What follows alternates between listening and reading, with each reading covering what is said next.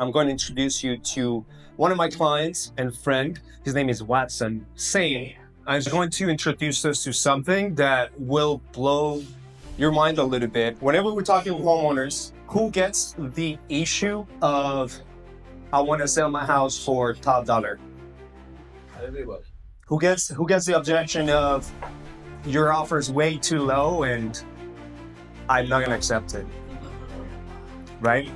So we run into these issues, these objections.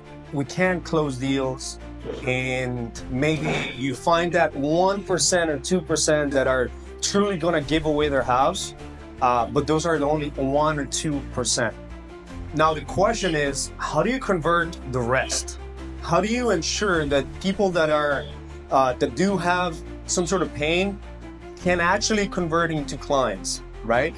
So today, with Watson, we've been working together for a couple months now. And when he came to me, he said, I need help generating leads, and because I know how to convert them. And usually people don't say that. I'm going to take it back. People say that, but in reality, they suck. They don't know how to convert leads. Yeah. I have a company that does lead generation, right? We give you homeowners and homeowner leads. But the majority of people don't know how to properly talk to a seller and go through an entire conversation with the seller to actually get it on a deal. How many deals do you do in a few months? 5 deals? Yeah. 4. 5 deals, spending very little amount of money, and it was over $55,000 in collected cash profit, over $80,000 in contracts. Sometimes, guys, we run into the issue that we think that we know how to have a conversation with sellers, but the truth is that you don't. And this issue is very common in the space, and therefore it doesn't allow you to grow, and that doesn't allow you to close deals. I've worked with over 500 investors and helping them with their marketing and sales. And the biggest issue has always been having a true conversation with the seller. So today, we're going to talk about how, if I were to tell you, I'm a homeowner, I were to tell you, hey, I need to think about it. How do you respond to that? Good evening, everybody. I am so excited to be here. Guys, give yourselves a round of applause. I heard to see some of the most incredible stories. I don't know if you guys went to a real estate conference or if you went to church over the weekend, because it was so inspiring to just hear these stories. And that's what it's all about. My philosophy is that the purpose of life is to become the hero of your own story, and then share that story with an audience so they can conquer the villain in theirs. And all I see here is a whole bunch of superheroes. You guys went over the weekend to get knowledge, to shift your mindset, to really come back home and not only make an impact in the real estate income community, but for your own lives. So again, give yourselves a round of applause. Congratulations, guys, for taking that step. And now we are going to get into the sales process. My name is Watson Solely, wholesaler here, not here, but wholesaler in the city of brotherly love, Philadelphia. I've been in business for over 4 years, and through that period of time, generated over $500,000 in assignment fees. And although that, depending on where you are, that may or may not look pretty, and there's a whole bunch of ups and downs with that. But what we're going to talk about today is how I shifted from, that's what I was talking about, just closing just the laydowns, to actually being able to have a self-sustaining business, which is me, a VA, and a transactions coordinator, to generate 6 figures annually. And with what I have in the pipeline now, we're looking at having our first 6-figure month very, very soon. And also, last but not least, I'm a professional salsa dancer. So when Esteban told me that you want to come to Miami, I said, say less. When is the flight? I will be here. So definitely going to be salsa dancing and doing some bachata this weekend. So you guys are more than welcome to join. All right, that's what we're going to be doing, right? Yes, cool. Let's move on. So, how many people here are direct to seller? Right? How many people are actually speaking to sellers on a regular basis and you're looking to close deals, see quite a few hands up, right? My philosophy is this: the most money you can possibly make on any real estate deal is by being direct to seller, by being close to the source. And the difference between you making a $20,000 assignment fee and a $60,000 assignment fee is the conversation that you have with a seller, especially if there's no equity. If there's a mortgage, if there's foreclosures, obviously the numbers are going to be a little bit different. But if there's equity in the deal, the only thing that you need to really figure out is how you can have the best possible conversation with a seller in order to get that deal done, closed, and money in your pocket. So the question for today is, why don't sellers sell? So I'm going to ask this question and raise your hand. Why do you think that sellers don't sell? You have them on the phone. You think they're motivated. The inbound lead comes in. Why do you think that sellers don't sell? They don't have enough pain. They don't have enough pain. That's a good one. Okay. Like you guys talked about before, that we started the past. Or it's not exactly what they need in order to walk. So they're not clear on their future. Yes, that's a good one as well. We got pain, we got future. Yes, we're on the right track. The buyer or the wholesaler couldn't identify the real motivation. The buyer or wholesaler could not identify the real motivation anymore. Cash pay? Cash bid. What's that? Bid. Oh, yes. They're looking for a higher price, right? And that's why they're unable to sell. Those are all good answers. And they're at the surface of what the issues are. But I believe the real reason that sellers don't sell is because they're afraid of change, right? Because they're afraid of change. The reason why we do anything, or the reason why we don't do anything, whether it be in relationships, in life, or in business, the reason we don't take the steps is because when we look at the change necessary, we're either afraid, we're either anxious, we're either unsure, right? So this is a quote by Tony Robbins, and he says, people change when the pain of staying the same is greater than the pain of making a change. So in order to have a seller sell, right? Because we're direct to seller, we're going to be talking about closing wholesale deals. We're going to be covering the different methods and how to structure a conversation with a distressed homeowner in order to get a property under contract and get it to the closing table. We might think that we are in the business of buying and selling real estate, but really what we're in the business of changing behavior. We're in the business of changing behavior. We could go to the next slide. So what we're going to cover here, what is sales, right? Sales is this, in my opinion, right? There's a couple of different definitions of sales, but sales is the science and art of helping people do what's in your best interest for their best interests, right? So when you get that deal done, right? When you get that property under contract, that's good for you. But what we really want to start to think about and focus on is, how is that good for the seller? How is that good for the prospect? What is in it for them?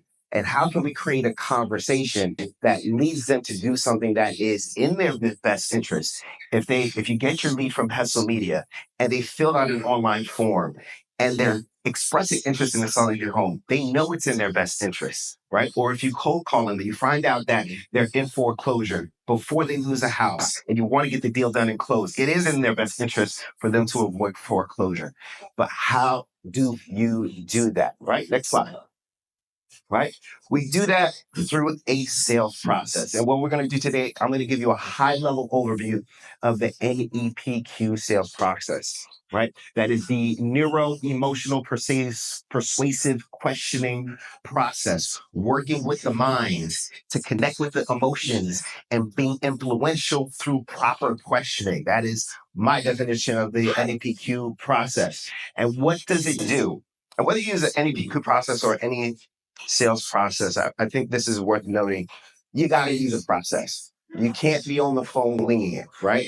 Because what a process will help you do is it'll create a system, right? So a process is more than a script. So the NEPQ process is more than a script. It's a system to take sellers, that you can take sellers through that can help uncover their real needs, right? So if you've ever, how many people have ever used a script to sell to sellers, right? How many times have sellers followed your script 100%? Right? Never. Right? So a lot of times what would happen is when we're using these scripts and we're trying to craft the perfect sentences and the perfect words to say to sellers, we have the challenge because what we had on paper is not how the conversation goes in real life. So what the AQ system will help us do is create conversations where we can be flexible in conversation, where we can not only just say what's on a piece of paper, but we can actually listen, hear what the seller's saying, understanding it on more than the surface level and be able to respond appropriately, asking better questions. The second thing that the NEPQ process will help us do is help build the gap. And this goes back to that pain point that this gentleman was talking about here. It helps us build the gap between the problems that our sellers and our prospects are facing and the solution that they're after, right? So again, people will make a change when the pain of staying the same outweighs the pain of making that change. So what most sellers or what most salespeople do, what most wholesalers do, what most investors do, they focus on the pain points, right? They just focus on the pieces of information that they can get from a seller that establishes the fact that the seller is in pain. They're going through foreclosure. That's pain. I got pain. I should get the deal. But it doesn't create that gap. Just having the pain by itself doesn't create the gap. You need to have them be very clear on their solution, right? So that's how you build the gap. You have their problem, and more importantly, the impact of that problem, and we're going to get into that. But you also have the solution in getting people very clear on what life looks like, in our case, after they sell the property. And once you've built that gap and you have the sellers understand exactly where they are and they can live in that pain, and then they can see exactly where they can be based on the offer that you give them, price no longer becomes a problem, right? I have seen situations. Well, I've had one of my hustle media leads. He came in. It was in the deal was in the lead came from the suburbs of Philadelphia. He had his property listed at $575,000. And before I called him, the worst thing I think you can do is actually look up a listing and see the price, because you'll get the sticker shock, especially if you know that it's not worth that. But I called him, and after finding out where he was at, home alone, wanting to move to Delaware with his new fiance, his mom, his dad, and his aunt all passed away within a 3-month period. He's got his kids in North Carolina. He's living by himself with a 12-year-old dog who's getting ready to die. He realized, after having a conversation about just what it would take, what do you need? What is it that you need to be able to move into your new house with your fiance? He didn't need $575,000. He needed $400,000. And just by connecting his needs to my offer, the result that he's after to the offer, the price that he lists the property for didn't matter, because he can then see the difference, the gap between where he was and the possibility of where he could be. So the gap, building the gap. If you can take anything away from what we're gonna talk about today, you want to, whenever you're speaking to sellers or distressed homeowners, you want to build that gap. Just not focusing on the pain points, but also getting them very clear on what life looks like outside after the sale. Okay. Okay. And it's results based. So we talked about this a little bit. Moving sellers away from price based thinking to results based thinking. So your traditional wholesale off market sales script is going to tell you to figure out what the motivation is, figure out what the price is, the condition of the property, and the timeline, right? Most of those items will keep the conversation focused on the house. Right? It's going to keep it very, very surface level. What's the timeline? Okay, what can you give me for the house? And what the NEPQ sales process does for you is helps you take the conversation away from the value of the house to the value of the result. that you want to accomplish, right? And what's that going to cost, right? Let's move on. Okay. First things first, and we're going to cover a couple of very high level things, and I'm going to open this up for questions. I think in this type of environment here, if we can ask questions and create that dialogue, that'd be a lot better than just me spitting facts. But the key to the NEPQ process is your tonality, right? The truth of life is when it comes to proper communication, it's not what you say, it's how you say. It's very, very universal. So there's a couple of, and we're going to highlight this as we go along through certain different phases of our sales process. A couple of different of tone that you can take with a seller to be able to not only get your message across, but ask questions in a way that it elicits the response that you need from a seller, right? First tone is a curious tone. That is unsure, non-assumptive. Very, very important when you're getting right on the phone with the seller at the very beginning. Instead of just saying, hey, Mike, how's it going? It's Watson. I want to get an offer for your house. No, what you can say is, hey, Mike, you filled out a form to go over what your home just might be worth if you on from it in the future. Is that correct? And by starting the conversation with that, with a more curious tone, right? You don't sound like a salesperson, right? And because you don't sound like a salesperson, you have more of a chance for that person to stay on the phone and get just curious enough for you to start the conversation, right? Next tone here is a concern tone. When you're worried and empathetic, when you have that worried and empathetic tone, where if someone says, they're talking about their neighborhood, you can say, so besides, I guess, not feeling safe in the neighborhood, like, was it that caused you to want to look into this now? Right. And what you're going to notice as we go throughout this process and as we go through the script here, that I'm just not reading this verbatim in a monotone voice. I'm actually taking my time, pausing, verbal pace, slowing down, right? If you ask a quick question, you're going to get a quick answer. But what we want to do, we want to go deeper, right? So we want to not only say it with the right tone, but also apply some verbal pacing. Okay. Next is a challenging tone. This one is a challenge because from time to time, especially when you have those stubborn sellers that want their high price, what'll happen is they'll get defensive. And if you say, uh, look, what happens if you don't sell the house? You're just going to lose it in foreclosure. They'll start to get defensive. So with a challenging tone, you want to be skeptical, but skeptical as if you're seeing something that they aren't, as if you're trying to their back, so to speak, right? So in this example, it says, "So what happens if we like just keep pushing this off and like then and the bank does take the house and you end up losing all of your equity, right?" So you want to think about this as if you're trying to look out like a bro. We're trying to look out for each other, right? Bro, you're trying to lock her down. Like, you don't lock her down. Like, what happens if she ends up like watch out there with Watson tonight and you take her back to Philly and then she becomes an Eagles fan, right?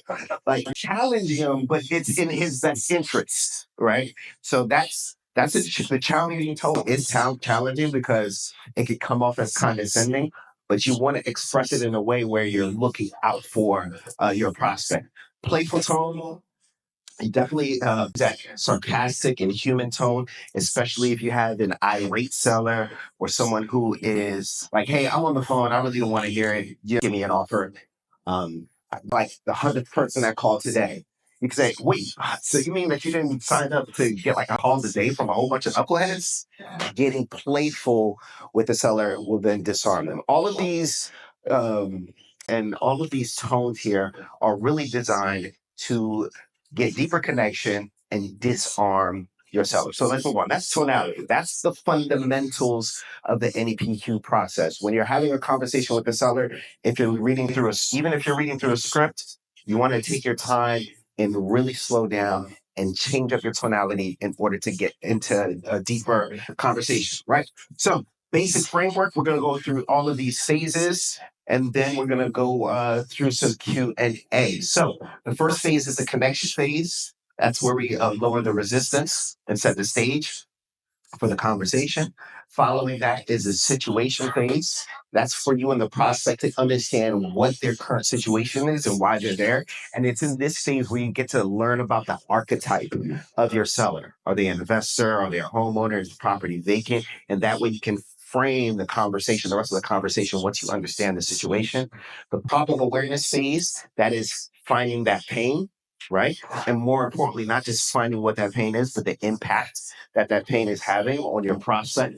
And then from there, we go to the solution awareness phase, okay, where we go from the starting from the bottom, now we up here with the solution to build that gap, right?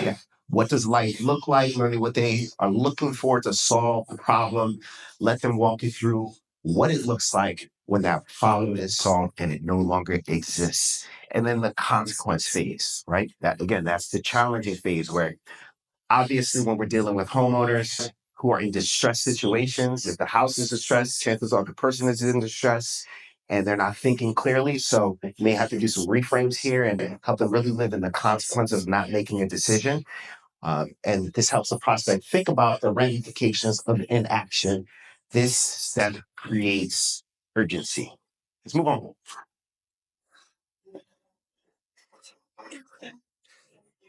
Right. And then the presentation phase. That's where we actually make the offer, walk them through what you do and how what you do helps them get the results that they're looking for. Let's go. All right. Click through a couple times. One more. Boom. All right. So we're going to talk about the connection stage, right? In the connecting stage, this is all about disarming. This is from the moment you say hi on the phone, right? So when you're getting on the phone again, you want to sound curious, right? You can click through again a couple times, twice. You want to sound curious. You want to slow down. You want to come off as if you're not a salesperson, right? That's the only way you'll be able to keep them on the phone long enough for you to get through to having a full conversation. So it only takes 7 seconds for someone to recognize a sales call. Don't sound like a salesperson. And what that means is you want to avoid sales language, right? So back in 2010, 2015, before the rise of YouTube and wholesaling becoming accessible to everyone, you could get away with saying, hey, would you like to get a cash offer? I know this call is random and it's out the blue. Would you like a cash offer on your phone? But nowadays, sellers have heard this so often that the moment they pick up and they hear that language, they'll bang on it. So you want to avoid sales language, like cash offer and sell.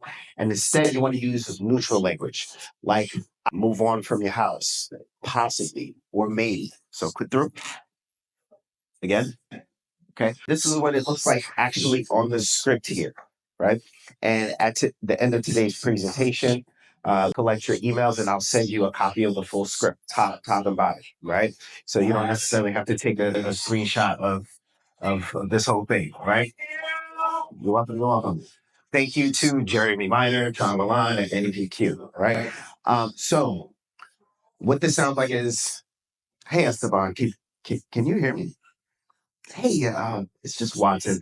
It looks like you had just filled out a form online and asked us to give you a call to go over what your home might be worth if you ever decided to move on it from the property in the future. Is that correct?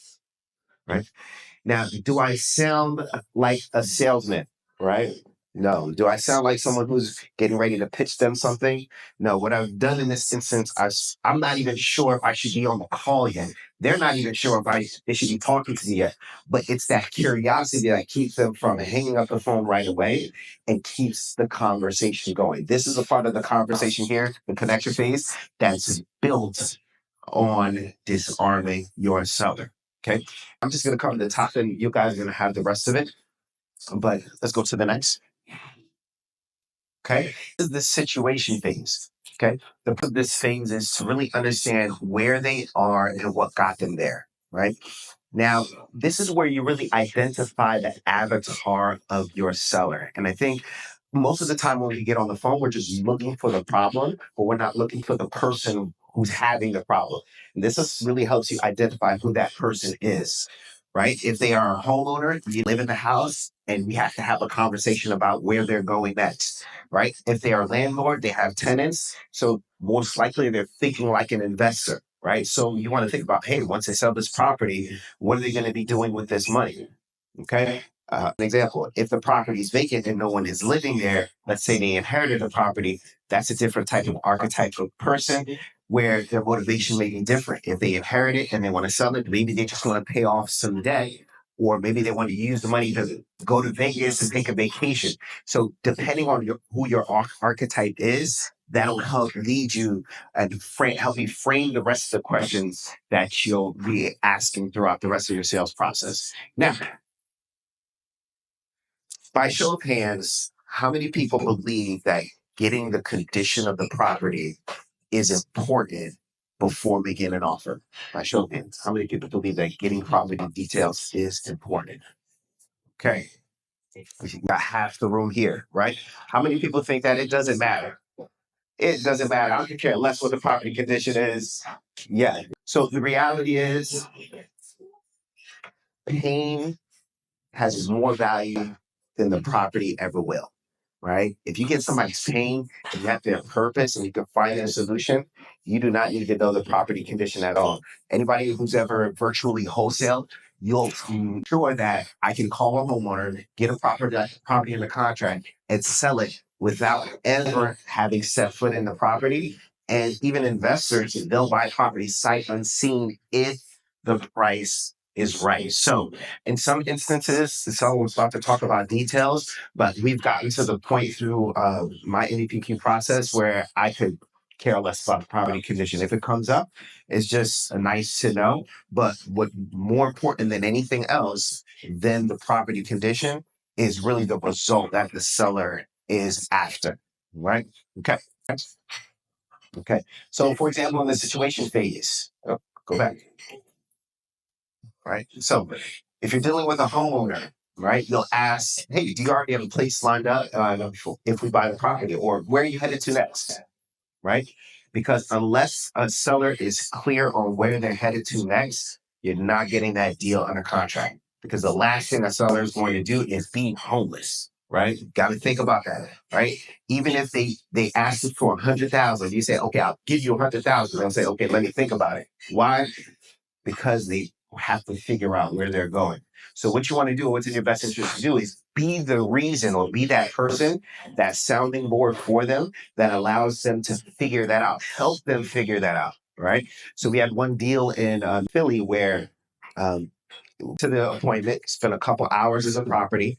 The seller said, hey, look, he needs, actually sat in the house with him because he wanted to move to the hood. He wanted to move from West Philly, which was actually kind of nice, and he wanted to move to the hood because that's where he used to deal drugs and that's where he's comfortable. I'm like, cool, no problem. We pulled up the MLS. We found him a property for $86,000, right? And the moment he saw the property, he said, when can we see it? We called the realtor. He said, that's the house I want. I made the offer after that. And that's when he signed because he could now see a clear path to the offer that we made and the result that he wanted, right? So that's for the homeowner, where you headed, very important. For investors, are there tenants now? What are they paying? If it's vacant, how long has it been vacant? Are you doing anything to take care of the maintenance? These are questions that you should be asking just as if you're talking to a friend. Oh, you're moving? Where you going? Right? Okay, right? But very upfront. All right, what's next? Next is the problem awareness phase, right? This is where we start to establish pain points. So in the connection phase, we disarm the prospect. In our situation phase, we defined our archetype. Now in the problem awareness phase here, what we're doing is getting the front end of what the problem is, right? Understanding the motivation. What type of problem is it? Is it a foreclosure situation? Is it the house too big and they want to downsize? This gets us the surface level of what's really going on. And what it does is starts to create the gap from where they are now to where they want to be. And what's the difference between where they are now and where they want to be? And then we want to ask, how long has the problem been going on? So when you're talking about the motivation here, again, this is just the surface level. Are they going into foreclosure? Did somebody just pass away? Did they just inherit the house? Right? Is it falling apart and they're no longer able to live there and they have to move because they have 3 kids? Is the neighborhood dangerous? Right? And as a result, they need to get out of there before somebody gets shot. This is where you find that initial information. Click next. But this is where your money's made, right? This is where your money's made because there's a difference between finding out what the problem is and what that problem, the impact that that problem is having on your prospect. Just because two people are going into foreclosure doesn't mean they have the same problem. Maybe one person going into foreclosure, the way that it's impacting them is that it hurts their credit rating, and that's their focus. For another person who's going through the same foreclosure, maybe it's having an impact on their relationship with their spouse. And that is what you need to focus on. So on one instance, you want to get that surface level problem and see what it is. But what you really want to do is find out how is that impacting them personally. Here it says, has their current problem had an impact on them and in what way? Have them give you examples. And then here, what you can even do to go further into it is say, why sell instead of trying the next best option, right? And this is where we start to do our objection prevention methods. So what's the rationale behind, to us and filling out an online form instead of just, I don't know, just calling a realtor, taking the risk and putting it on the market? Oh, no, I can't do that. I can't wait 3 months because my house goes to foreclosure like this. Okay. And at that point, you've actually disarmed that objection without having to conquer it later on, right? So let's move on. Okay, this is what it would sound like. So, wanting to get out of this neighborhood, what was it that came up that I don't know made you want to possibly look at moving on from this house now, right? And then that'll have them go a little deeper. And how long has that been going on? Okay, then just so I can understand the rationale behind why you might, I don't know, want to be looking for some outside help with selling their property. Besides wanting to get out of the neighborhood, what's the main reason you're reaching out to us rather than putting it out of the house, putting the house on the market and selling it through a realtor? Going deeper and finding out how these problems are having an impact on them and disarming that objections. Let's go next. Okay, we've found the problem. We're going to get into the solution awareness phase. This is where now we've identified what the problem is and how that problem is impacting them personally. And this is the solution awareness phase where we start to really hone in on that gap. So what have they tried so far, right? And what do those results look like? Number two, what's prevented them from solving this problem? What's changed now? What if things never change? We start to ask those consequence questions and start doing, which is a little bit more advanced. We're not going to cover that today. And then we go into what do they need and what's important to them. So in this solution awareness phase, obviously when you're dealing with sellers who are coming to wholesalers and trying to sell their property off market, everybody knows that you can put your house on the market with a realtor. Everybody knows that they can do for sale by owner. So if they haven't done that yet, there's a reason why, and you want to find out what that reason is, right? If they haven't put the property on the market with a realtor, you want to ask, like, you tried so far? And maybe they'll tell you, well, I tried to put it on the market and it just didn't sell. Oh, what happened? What were your results? Right? Why did that work out for you? And by the seller simply telling you that putting the house on the market with a realtor didn't work for them, and having them say that, that's them overcoming that objection. So later on, when you make your offer, they don't say, you know what, I'll just put the property on the market with the realtor. Right? Let's move on to the next. Okay. And the back end solution of the solution awareness phase is getting them into their ideal situation. So what does an ideal situation look like to solve this problem? So it's just not where you want to go. What city do you want to live in? How many bedrooms is the house? If we're talking about a homeowner, how many bedrooms do you want to live in? How many do you need a finished basement? Right? How much do you actually need to put down on the house? Are you getting a mortgage? Right? Or are you going to pay for it cash? Right? Getting them very, very clear on what life looks like outside when they finally sell. Right? And then on top of that, how would they feel about that? So when you finally get to move in with your fiance in Delaware and you get to spend all the time with her that you want, how's that going to feel for you? right? I know that what that would do for me. I'd be excited, right? What does that do for you?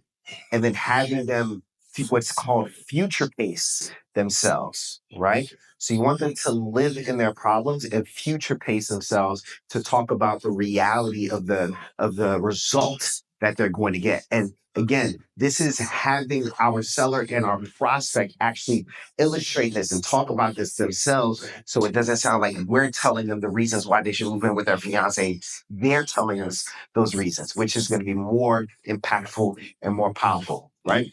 So again, what does life look like after this problem is solved? Give me an example. How will it impact you personally? And then how can I get can I help you get that problem solved so you can get that result? Right? Let's go next. Okay. Again, we talked a little bit about a prevention, right? And sometimes when you're talking through the solution awareness phase, you'll see that you come up with objections. And whenever you're handling objections, you want to just disarm, right? They go put the property out of the market again. That's not a bad option for you. Well, why don't you just do that? And then have them tell you why it didn't work the first time and why they're not going to do that again. And then if they push, you can say, oh, but if you do that, how are you ever going to solve X problem? Or what happens if you don't solve the problem, you don't move, and everything gets worse? Or how important is it for you to change? So again, these questions will be listed in the script that's going to be provided. But again, future pacing your prospects, having them see their future helps create that gap. Next. Right?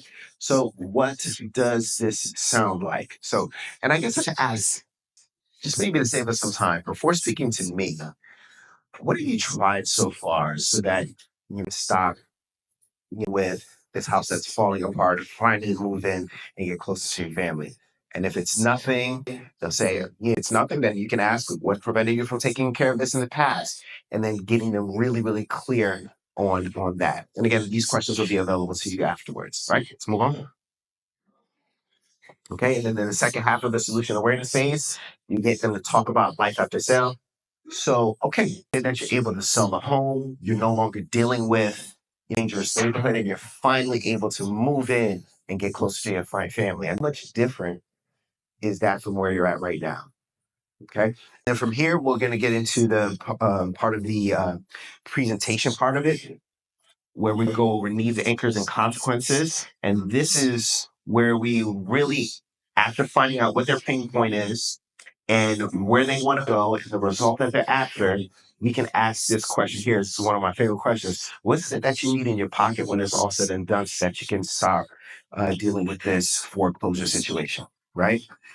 Not how much do you want for the property.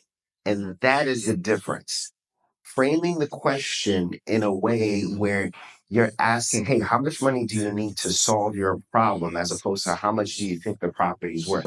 Because 9 times out of 10, the price that they think that the property's worth is the zillow price, is the price that your realtor told them, but it's not the price that it's not the amount that they need in order to solve their problem. So we get into the needs here. So, for example, what do you need in your pocket after it's all said and done, so that you can move in with and get closer to your grandkids. All right.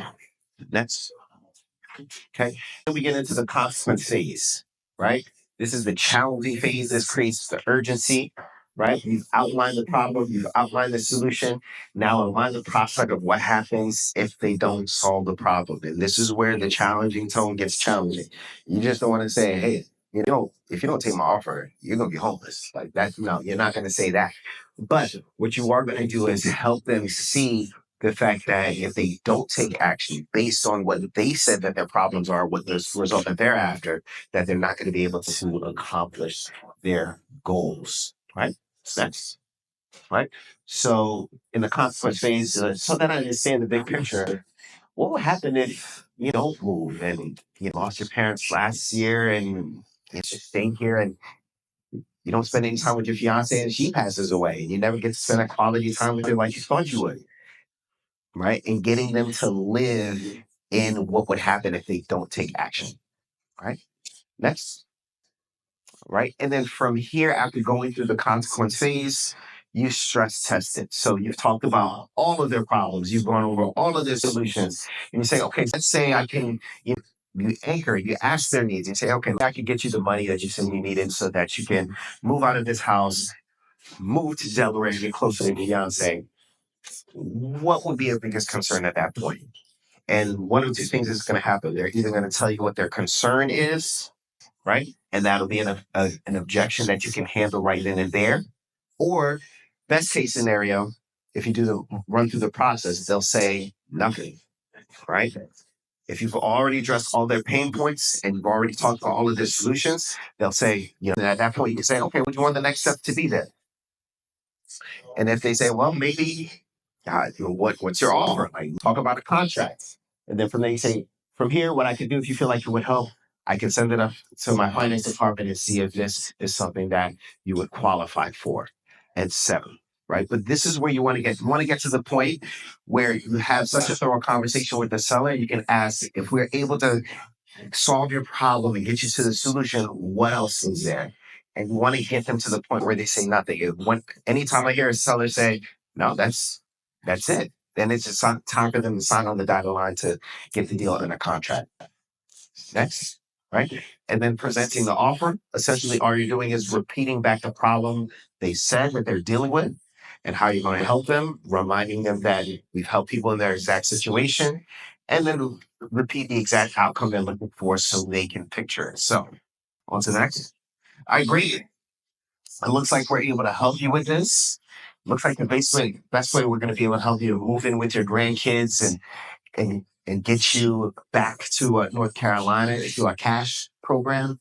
And that being said, the best offer you can get for your property so that you can get closer to your family is $150,000. Keep in mind, this will be what you walk away with in your pocket, minus your mortgage and prorated taxes, so you don't have to pay closing costs. You don't have to pay any realtor fees, commissions, and the property will be sold as is, which means you don't have to do any repairs or any cleaning.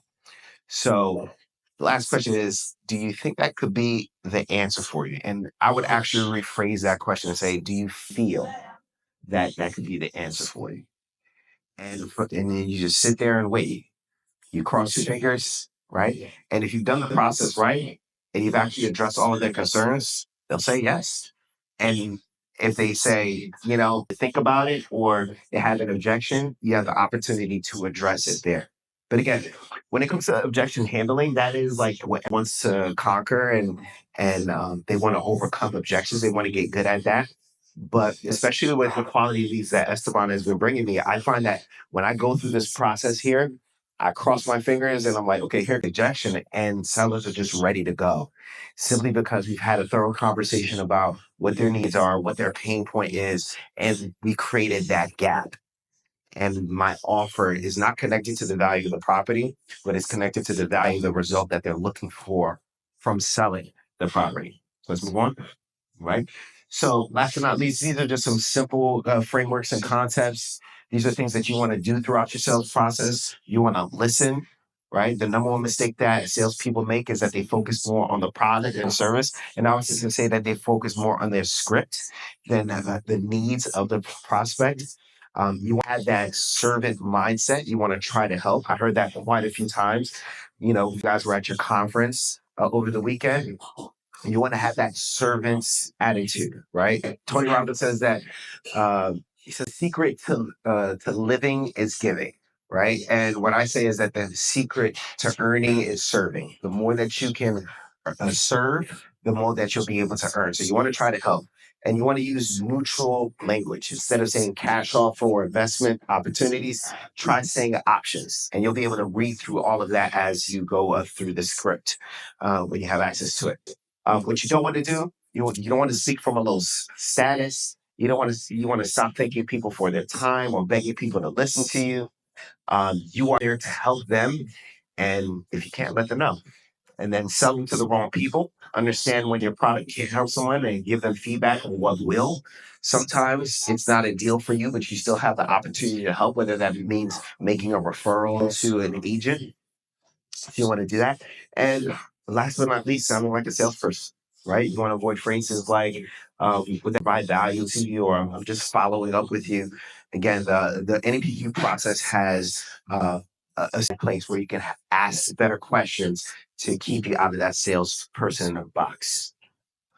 right? And I believe that that is it. So guys, that is our presentation for this evening. That is the NEPQ sales process, high level overview and an introduction to it. Give your email to Esteban and we will send out the script to you. And at this point, we're going to open it up for... Let's go! Awesome. We love it. Tell everybody to check in. So we'll be able to send them everything. All right. Yeah. If you guys want the recording of this awesome presentation, the scripts, all the freebies and stuff, invite for the next event. Then if you guys want the recording and the scripts and an invite to the next event with awesome stuff, just check in. Check in. There's a barcode. If you guys don't check in, you get no script, no nothing. Okay?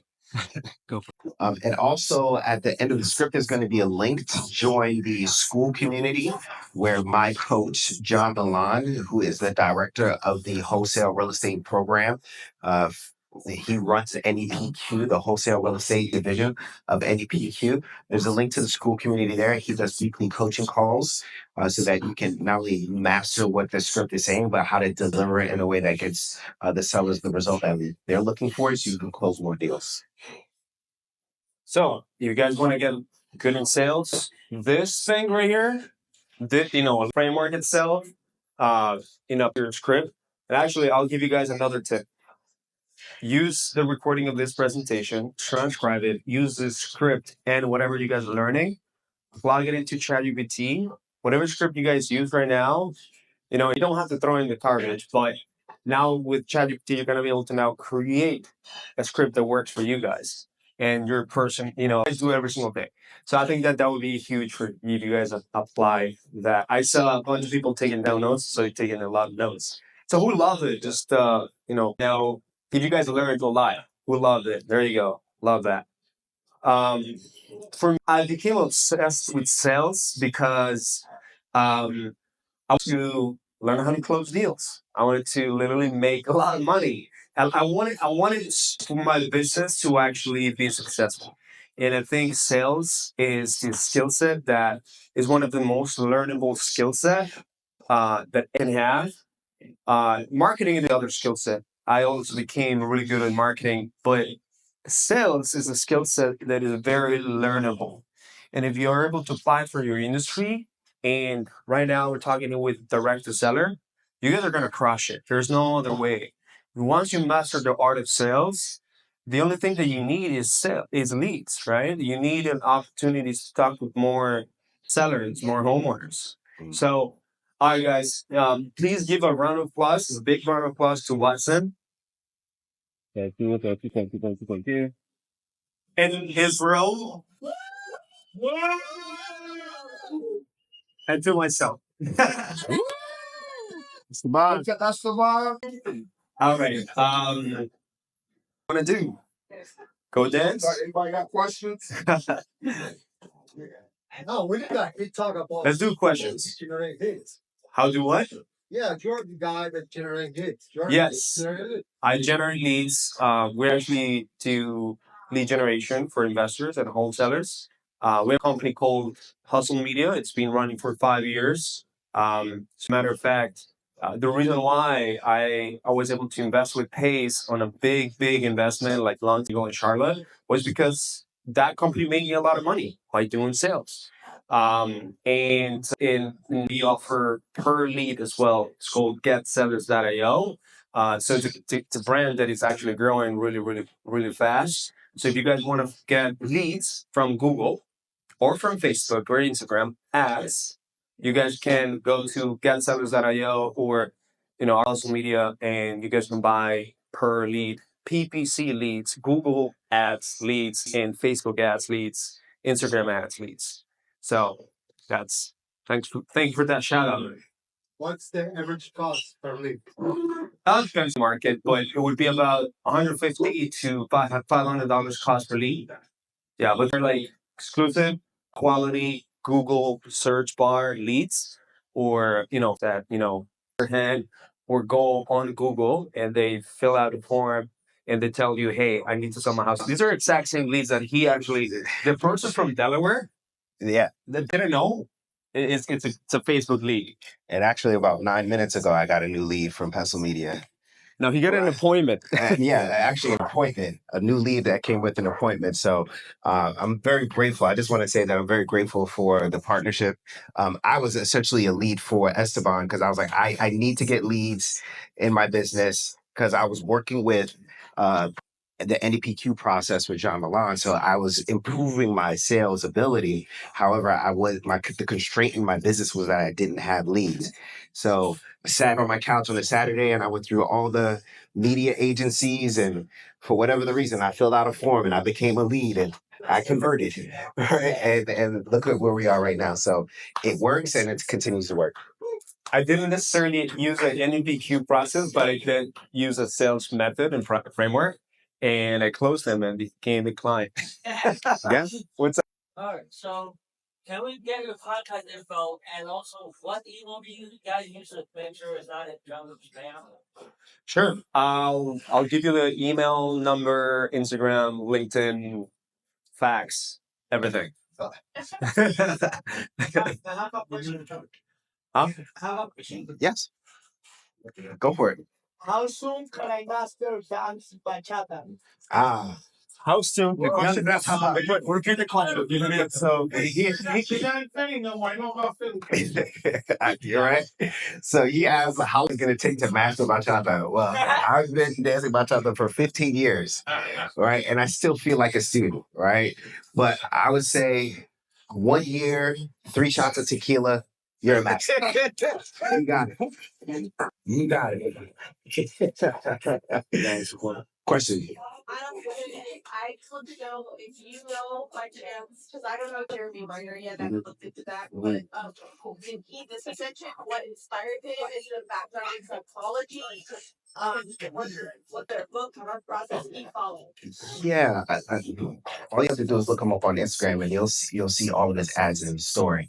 But to my understanding, his background was in door-to-door sales, right? And he studied psychology in college. So he went from thinking about how he can apply psychology in sales situations so that it's just not a numbers game, right? Because he learned that he was doing the same thing that everybody was doing, but he wasn't getting the results. So his approach was more of a psychological one. Okay. Mm-hmm. Question. Mark. Go Birds. My question is this: as a wholesaler, or when I first started out wholesaling, I was thinking like I had everything myself. Like guys, when we got up on stage, we got a person who's a master at sales. However, he's not a marketer, but he's a master of sales. So he hired or swatted up with someone that's a master at marketing. This guy drives traffic. That's about drives traffic. This guy does sales. Yeah. And then in business, one of the points I want to make to you all is like you don't have to be a jack of all trades. Like one skill that you could just take up and grab the bag. Like it takes one skill for you to change your life. And if y'all just find that one skill that y'all can master, like it'll change our lives. And like this is a perfect example of both these guys are super talented. There's a lot of talented people in this room right here and in our community overall. But the one thing, like I said, is like we just gotta learn to master the ones you don't have to do everything. You gotta like partner up on. Yeah. Absolutely. How long did it take you to realize that? Um, I would say in the very beginning, I saw wholesaling. I hired 3 VAs, right? An admin, a cold caller, and an operations manager. So I would say very early on, tried to, or I did hire a lot simply because I didn't want to do all of the work.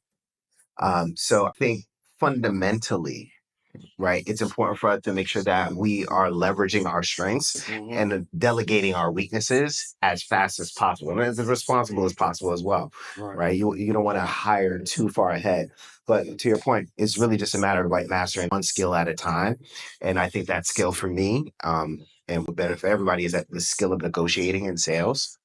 But yeah, to answer your question, I realized it very, very early on that I can't do it all alone, and I didn't want to. How do you your wholesale business? How do you have a distribution? I mean, Dispo, I use couple of different sources. I use MailChimp, and I email out my deals through the email marketing channel that I use.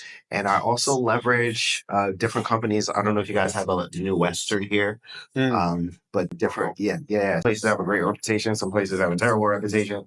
But my guy Max, he just knows a lot of my deals. So, and I pay very close attention to what my buyers need.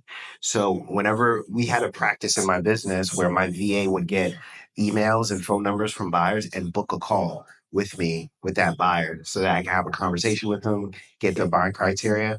So every single time I get a deal in a contract, especially because I do my best to exclusively do deals in Philly, I know who buys where. So the last we got a deal in a contract, which was a hustle media lead. Long story short, a squatter tried to sell me the house, right? So I found out he was a squatter, right? And I was like, well, how are you related to this person? He's like, oh, I have possession now, I own it because I've been here long enough, and everybody died. Well, after doing some research, everybody didn't die. I found the last heir living in Maryland, and I got the property, with the last living heir. But then it's just a matter of just like really connecting with people that way and getting those deals under contract and leveraging that. Hey guys, let me ask y'all a question. Would y'all like to see him come back and give us some salsa? Come on. So we're gonna get him back down sometime this summer for sure, right? Absolutely. Yeah, we're gonna get that. We're gonna do salsa. We're gonna do some salsa right here. Chacata. Bachata. My bad. My bad. Yeah. Edit that out the video. If I were to tell you, I'm a homeowner, I were to tell you, hey, I need to think about it, how do you respond? That's definitely not a problem. But selling your house is a really big decision. Definitely understand that you need to think about it.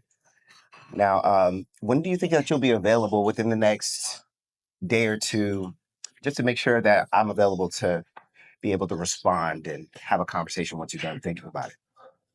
Maybe next week on Monday or something. Maybe next week. I don't think I'll be randomly available to take your call. What I could do if it can help is I can just pull up my calendar and so can you. And then we could work out a time where we can get together within the next 24 to 48 hours. That way you're not chasing me down and vice versa. Would that help if we did that? Yeah, for sure, man. Let's do that. All right. So set up a time, date. Does tomorrow at 5 p.m. work? Right? And send you the Google Calendar invite. Yep. All right. Great. Thanks. We got it locked in. We're ready to go. And before I go, just to make sure I'm ready for our next conversation, what do you think that you'll be going over in your head? What questions do you think you'll have on your mind? Just to make sure that the next time we talk tomorrow at 5, well, I'll be ready for it. I was actually reached out by a few people. They promised me the world, and then they left me hanging the last minute. And honestly, it's kind of hard to trust people like you guys. And you guys all say the same thing. Yeah, I get it. A lot of our sellers, they come to us with the same concerns. Somebody puts a higher number on a piece of paper and they can't follow through. Here's a question. We talked about you moving to Delaware to get closer to your fiance. Are you committed to actually making that move to get closer to that woman?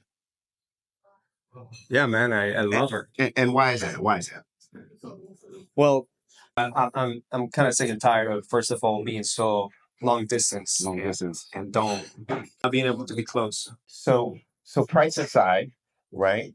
Do you think that we covered everything that you need that we need to cover in order for you to move in with your fiance and start spending that quality time with her because you miss her? If you guys do everything so that I can get to see my fiance and also get a good offer, Of course, I think we'll be working. And definitely, we're on the same page with that. So, can I share a story with you? We did have a seller at one point.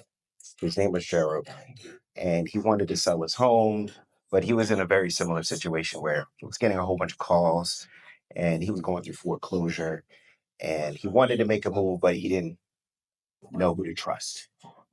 And because he didn't know who to trust, took too much time, and he ended up getting his house foreclosed on, and he wasn't able to make the move that he wanted to be able to buy that new house. Now, your situation is quite different. And for him, he thought it was worth not actually making the move. And as a result, he got foreclosed on, and his life didn't get to where he wanted it to do. So in your case, I guess the question is, what do you think is more riskier, right? To just hold off and not trust anybody and never make that move to Delaware to be close to your fiance, or actually just figuring out what do you need in order to be able to trust someone to make that move? I definitely want to trust you guys. Okay. It's just being burned to the past. All right, so in other words, so what do you need to see from me so that we can make sure that this happens and we can trust you? All right, let's pause.